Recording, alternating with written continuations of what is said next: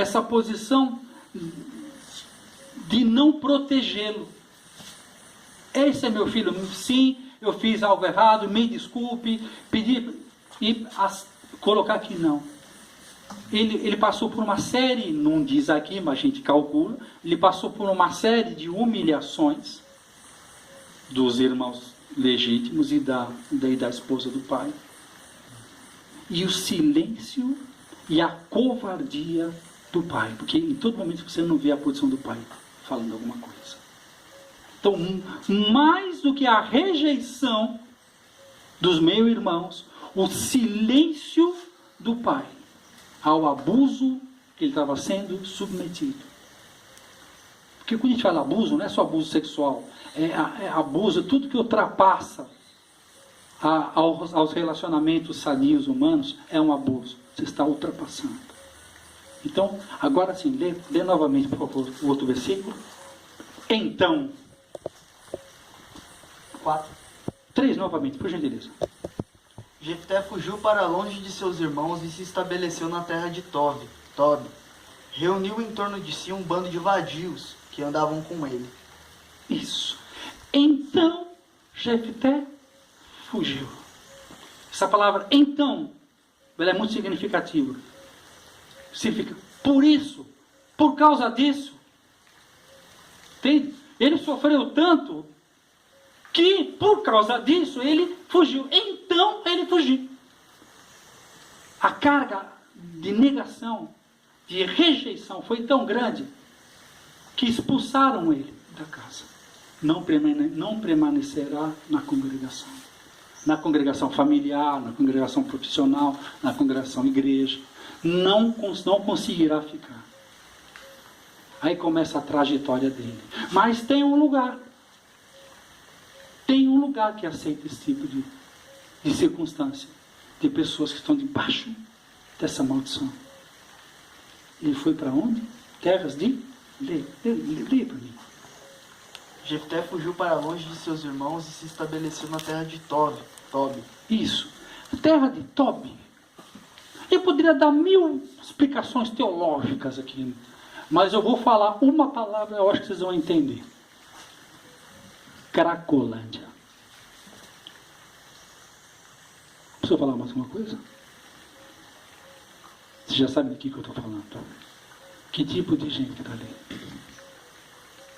A Cracolândia é um lugar de Jeftés. Pessoas com grave corte na sua identidade. São filhos de pais abusivos, de prostitutas, de pais prostitutos, de famílias totalmente desajustadas, que fogem do seu meio familiar e vão para esses lugares, chamado terras de Tobi. E nessa terra de Tobi havia uma religião. Eu quero explicar isso porque lá no final vai fazer sentido. Era uma religião que eles chamavam os adoradores de Moloque, ou Deus Moloque. O Deus Moloque era uma entidade que o culto a Moloque fazia uma grande estátua de bronze, de ferro, e colocava lenha dentro dela ardente. Tá?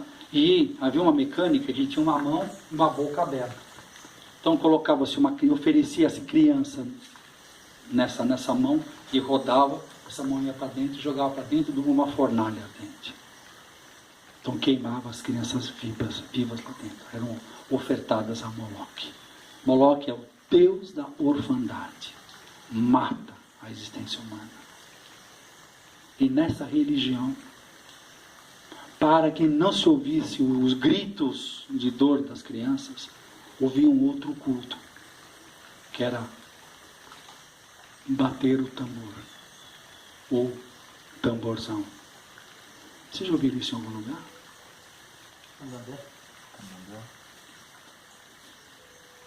Candomblé. Não sejam tão religiosos assim, né? No funk. Carnaval também. No carnaval. Mas no funk, ultimamente, tem sido... O funk é uma versão mais aprimorada, mais demoníaca do carnaval. Porque no funk já fala abertamente. Você sabe o que é paredão no funk? O que faz um paredão? Caixa de som, né? No paredão? Não, no paredão... Vou falar para você o que faz no paredão. As meninas põem as mãos na parede sem calcinha. E os rapazes vão ali e penetram nela. Elas nem sabem quem são. Às vezes elas recebem 20, 30 penetrações. E elas nem olham para trás. Ao som do tamborzão. Principalmente no Rio de Janeiro fala muito ao som do tamborzão. Lá, na época do carnaval, parece lá na Amazônia, tem aquela festa de Parintins, do boi bumbá, o boi não sei o que lá, contra o boi, a bandeirança até aparece isso. Aquela guerra de dois bois, vocês já viram isso, do carnaval lá? A essência daquilo eram duas tribos canibais. Porque no Brasil tinha canibalismo, naquela região. E na época, se ofertavam muitas crianças. E sabe qual é a música que fez sucesso há um tempo atrás? Nessa época, nessa festa? Bate forte o tambor, eu quero chique, chique, chique, chique, ah. Bate forte o tambor, porque os tambores tocavam forte para não ouvir os gritos das crianças. E até hoje, na semana que antecede o carnaval, naquela região, o que some de criança é um absurdo. E nós sabemos que são crianças que são ofertadas ao deus Moloque. Eles fazem isso até para ganhar campeonato lá. Sacrificam crianças por causa de festas carnais, carnaval. É isso que Deus tem, tá nos ajudando hoje, tá nos elucidando hoje. Vamos continuar na caminhada? Gente, aqui é um ambiente de aula, pode comentar, pode perguntar, ok? Sempre lembrando disso, aqui não é pregação não, eu não sou pastor não, tá? Deixa eu ver se eu não pulei nada aqui. Próximo versículo, por favor, versículo 4. Ora, passado algum tempo, os amonitas fizeram guerra contra Israel. E assim que os amonitas atacaram o povo de Israel, os anciões de Gileade partiram à procura de Jefté na terra de Tobi. Significado de Amon: ocultismo. Então, que tipo de povo que veio atacar Israel? Ocultismo. Então, o ocultismo vem. Versículo 5. E assim que os amonitas atacaram o povo de Israel, os anciões de Gileade partiram à procura de Jefté na terra de Tobi.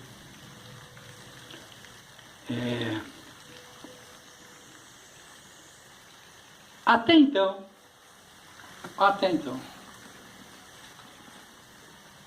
Jefté, uma mente brilhante, com uma carga profética no seu nome, filho de um pai famoso, uma mãe prostituta, uma outra senhora que estava defendendo os direitos da sua casa.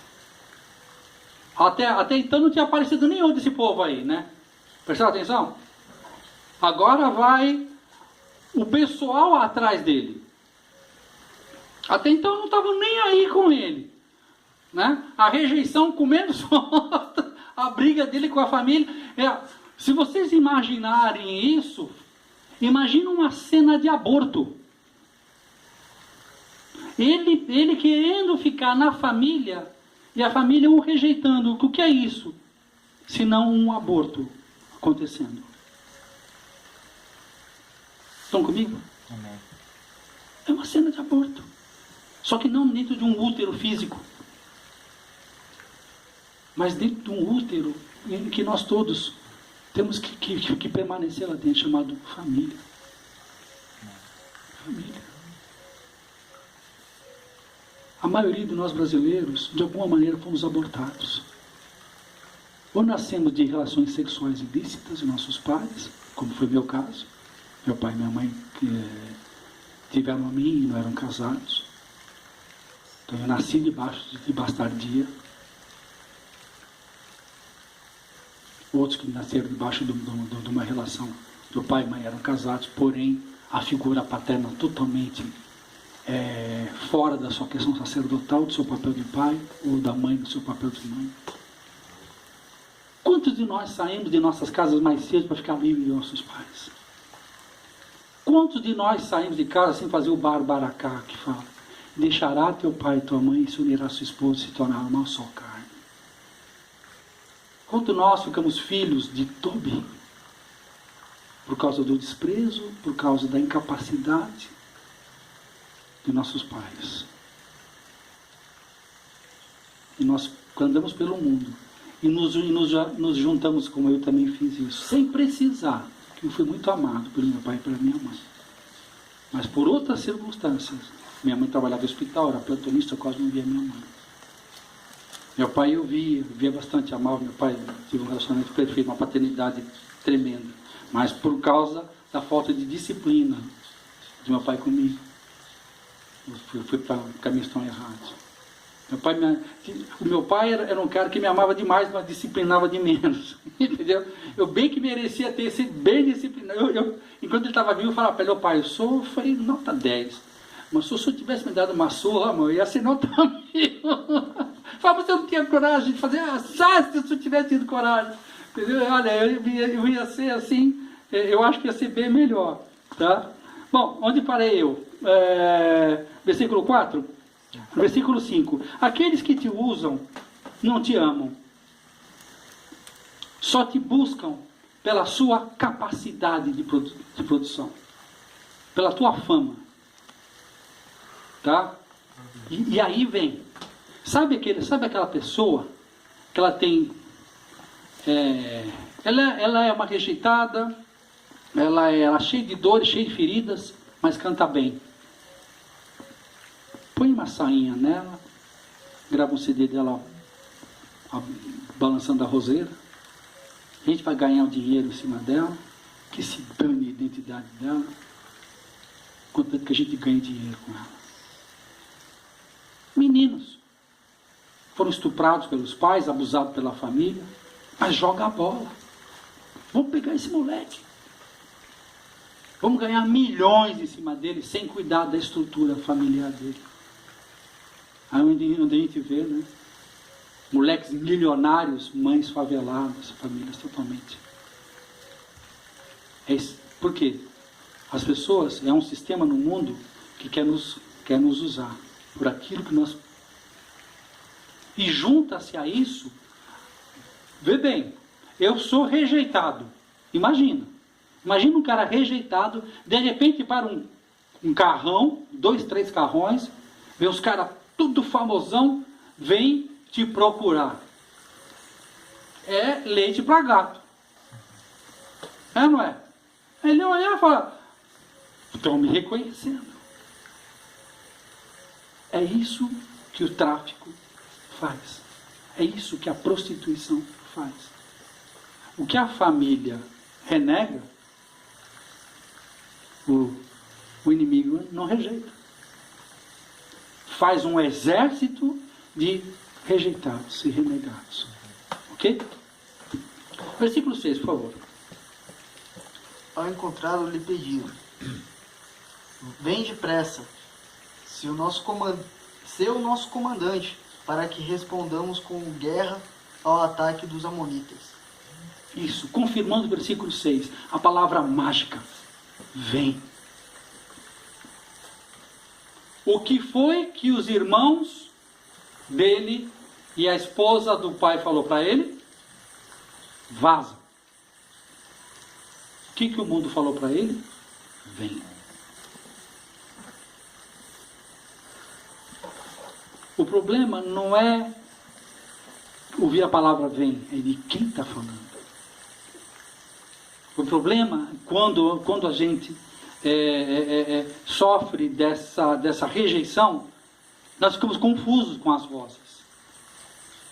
A gente fica parecendo vira-lata. Eu tenho uma vira-lata em casa, que eu tava passando pela praia, e ela estava... perdão.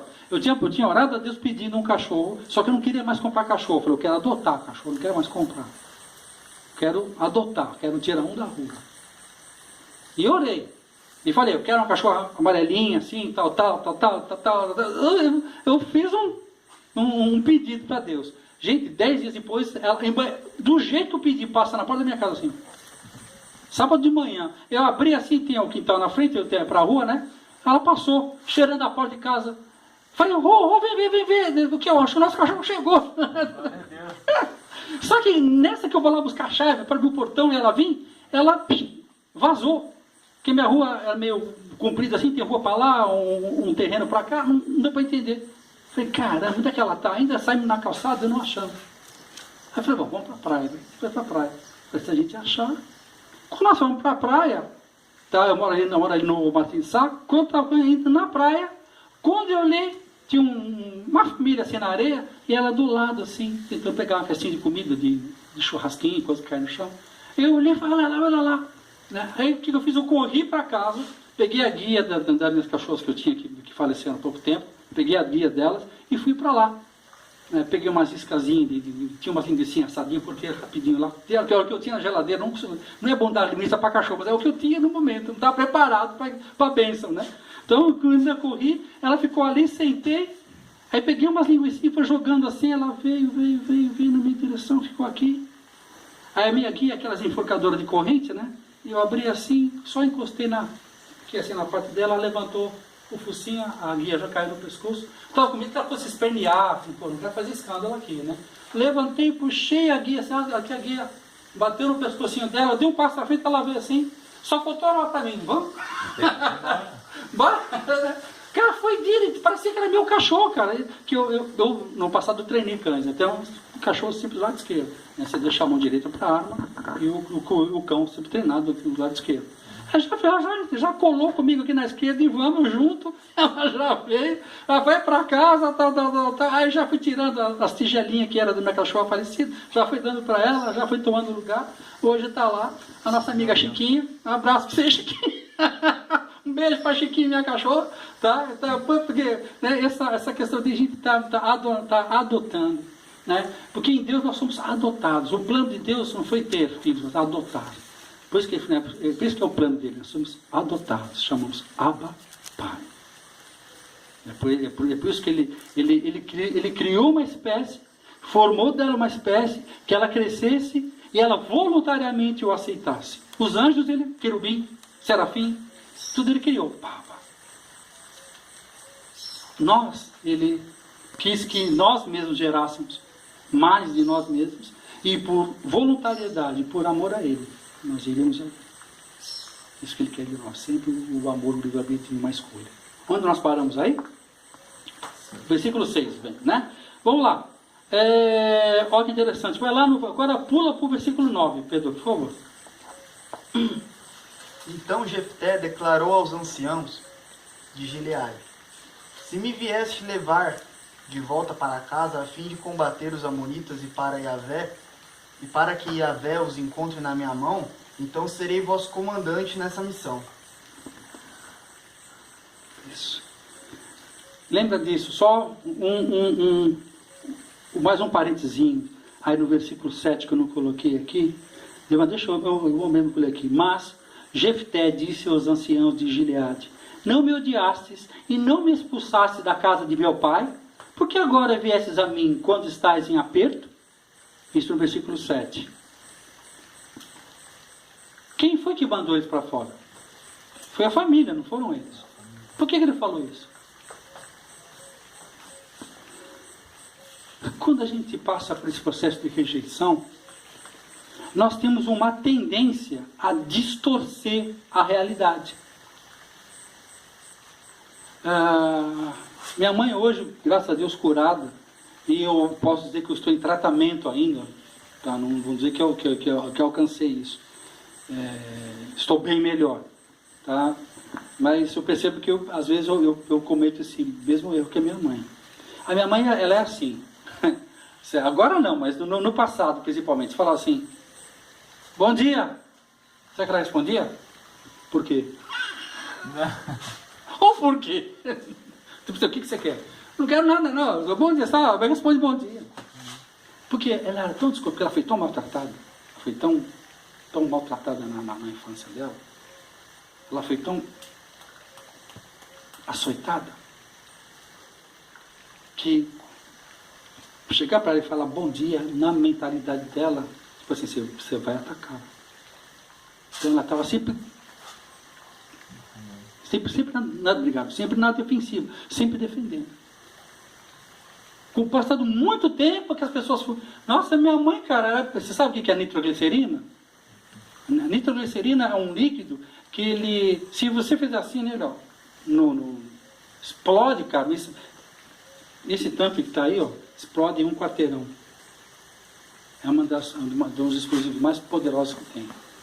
Ele é altamente instável. A pólvora você pode fazer mil coisas, né? A dinamite, você pode bater. A nitroglicerina, cara, se você fizer assim, é nitroglicerina pura. Sabe? Você fala oi, ela entende boi. Você me xingou de boi, eu falei oi. Você me xingou de boi, vem pra cima, mano. Quantas pessoas são assim? Extremamente violentas. Tem pessoas que você não pode olhar para ela de lado. Ela pensa que você já está mexendo com ela. Por quê? Ela é tão ferida, ela foi tão machucada, que parece que estão mexendo com ela já o suficiente. Ferida aberta, purulenta, infeccionada, que precisa de tratamento. Ok? Vamos lá? Onde nós estamos? Versículo 9. Agora vamos fazer o seguinte, pula por 29. Estão lembrados que nós já lemos, que agora, você lembra que veio toda aquela questão, aquela briga, certo? Agora já pula por 29. Vamos embora. Então, o Espírito de Yahvé, o Senhor, veio sobre Jefté e o dirigiu com poder a fim de que ele atravessasse as terras de Gileade e Manassés, passando por Mispá.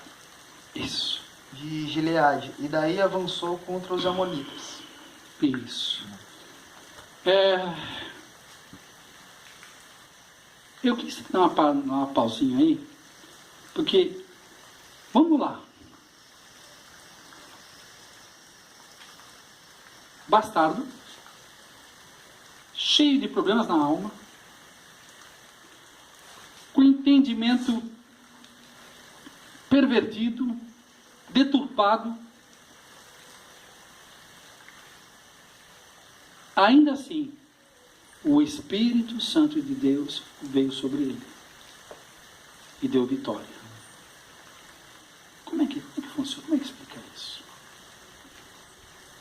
O que vocês poderiam falar a esse respeito? Qual é a ótica de vocês a esse respeito? Deus é um Deus impossível, né? Deus não é? Deus não é um Deus impossível. Sim, verdade. Move montanha espiritual. Seja isso, né? Eu não conheço, né? Não tenho lido sobre ele, mas eu creio que é Deus na vida dele, né? Alguém mais quer comentar alguma coisa? Quer falar alguma coisa? Não, acho que ele é um cara sem estrutura nenhuma e Deus que deu toda a estrutura para ele, foi totalmente dependente de Deus.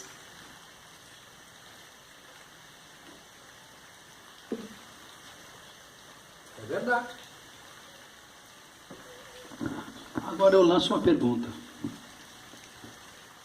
Como é que Deus pôde ungir uma pessoa totalmente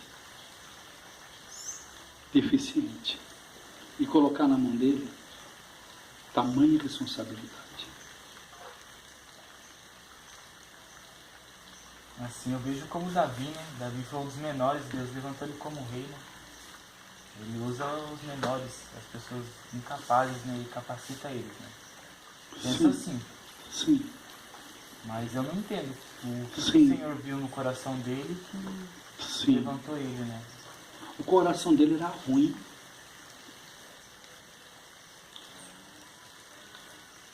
Por quê? Havia nele uma ferida muito forte. O que eu quero chamar a atenção de vocês, perguntaram para mim uma vez, o Tex, por que temos, vou ter que abrir mais o jogo, por que tem uns pastores tão ungidos, que fazem tantos milagres, e a vida deles são péssimas? São péssimos pagadores, são ladrões, roubam o dinheiro da congregação, ganham muito dinheiro em cima da necessidade humana, arrecadam milhões, e Deus ainda usa esses caras para abençoar. E certas perguntas que são difíceis a gente responder, porque Deus é santo. Ele é santo. Como é que é isso? Tem coisa que a gente olha, meu Deus. Sabendo, nós vamos ler um pouquinho mais, só para levar vocês a um questionamento. Tá? Vamos prosseguindo. Vamos lá. No versículo 30, por favor. E Jefté consagrou esse voto ao Senhor: se entregares os amonitas nas minhas mãos, aquele que estiver saindo da porta da minha casa ao meu encontro, quando retornar da vitória sobre os amonitas, será oferecido ao Senhor, e eu sacrificarei em holocausto. Olha que voto que ele fez. Senhor, se o Senhor me der a vitória, a primeira pessoa que sair de dentro da minha casa, eu vou botar no fogo para oferecer para você. Faz sentido isso para o nosso Deus? Hã? Loucura total. É isso que eu estou falando para vocês. Da onde que ele viu isso? Com quem que ele andava? Com os filhos de Tobi, os adoradores de Moloque, que ofereciam crianças em sacrifício. Então, aí parece um sincretismo. Ele tinha uma visão das coisas de Deus, porém tinha um lado dele que era podre. E por que Deus permitiu que isso fosse feito? Porque até hoje se faz isso. Quantas pessoas que são felizes, ricas, famosas, ao mesmo tempo enterraram os vossos filhos? Eu faço o que eu quero para mim, não importa quem venha sofrer. Todos nós que passamos por essa questão da dependência química, quantas pessoas importantes na nossa vida nós queimamos para poder satisfazer uma vontade nossa?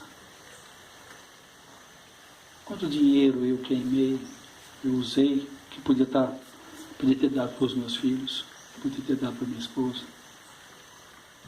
Passei ao fogo em sacrifício. É nesse ponto que eu estou querendo chegar.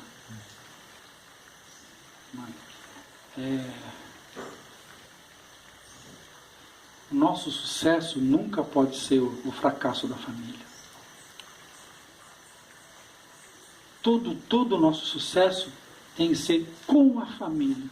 Qualquer coisa que eu vou chegar em algum lugar em que minha família não chegou, não é de Deus. Porque de Deus é aqui, igual que Josué falou: eu e a minha casa serviremos ao Senhor. Deus, quando foi nos criar, o que ele falou? Façamos nós. Por que Deus falou nós? Deus Pai, Deus Filho e Deus Espírito Santo. Estão entendendo isso? Não existe eu. Quando você vai lá no livro de Atos, que diz assim: e como viviam os primeiros convertidos, diz a palavra, diz assim: e vendiam tudo e tinham tudo em comum, e viviam do partilhar do pão nas casas, iam ministrando, iam dividindo o que tinham, e enquanto isso Deus ia acrescentando os que criam. Aceitar Jesus, quando a gente fala aceitar Jesus, é Ele que nos aceita, né? Mas entrar no reino de Deus não é eu entrar para eu me dar bem.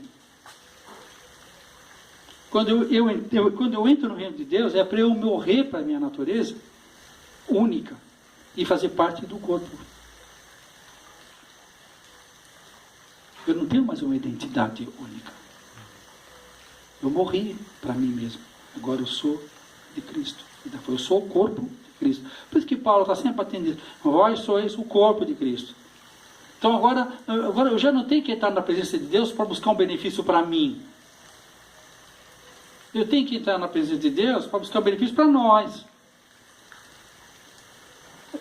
Muitas vezes a gente não alcança nada de Deus que está pedindo para você. Tudo que você pede para você está errado. Então eu falei, vou pedir para nós, para pedir para mim, a pessoa. Peço para nós, o corpo. Porque Deus quando olha para você, quando Deus vai falar com os seus patriarcas, Ele vai falar com os seus homens na Bíblia, Ele fala, eu sou o Deus de Abraão, de Isaac e de Jacó. Ele sempre falando, eu sou o Deus de gerações. Sou o Deus de Israel, sou o Deus de Abraão, de Isaac e de Jacó. Entende? Eu sou o Deus de toda a terra.